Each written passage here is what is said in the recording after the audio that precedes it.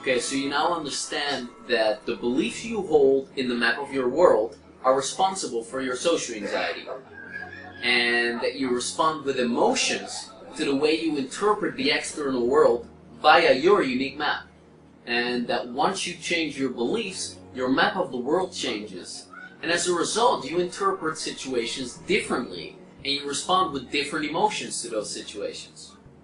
In fact, by changing your beliefs, you change your social anxiety program to a social confidence program. The way you feel in social situations is dependent on the beliefs you hold in your map of the world. It's all in your beliefs. So what exactly is a belief? A belief is nothing more than a thought that you feel to be true because you have evidence of it. The beliefs you have basically serve as lenses. It's like lenses through which you interpret the world around you.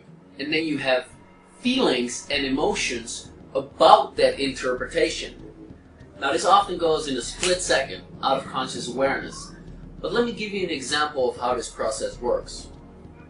A guy named Joe is sitting in a cafe, and behind Joe, some people are laughing. Joe feels anxious in this situation. And this is because of the beliefs that he has in his map of the world. One of them being, people are mean and out to get me. Now this is a belief Joe has proof of, because earlier in life he experienced people bullying him, and as a result he felt humiliated, embarrassed, sad, and uncomfortable. Now as a result of this bullying, Joe's subconscious mind took on the belief that people are mean and out to get him. It was true to him at the time, so his subconscious mind learned that to be the way things are, and took on that belief in order to protect him from experiencing that again in the future. As a result of Joe taking on this belief, and the brain generalizing incoming information, Joe's now sitting in this cafe, and he's hearing the laughter around him, and he's now filtering that through the lens that people are mean and out to get him. And as a result, Joe feels anxious. His subconscious mind thinks that he's in danger, and gives him the anxiety response as a warning. Careful, they might bully you.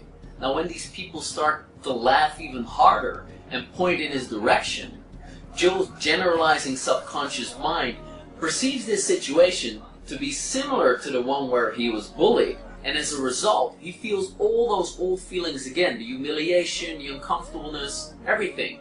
Joe's mind just thinks they're laughing at him, while in fact they're just some people having fun. It's all in your beliefs.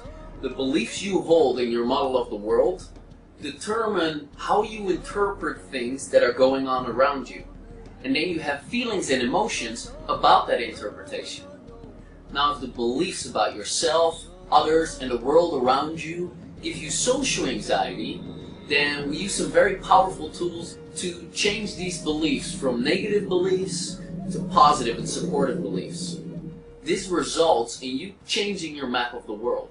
You seeing the world and your place in it in such a way that you feel comfortable where you formerly felt anxious.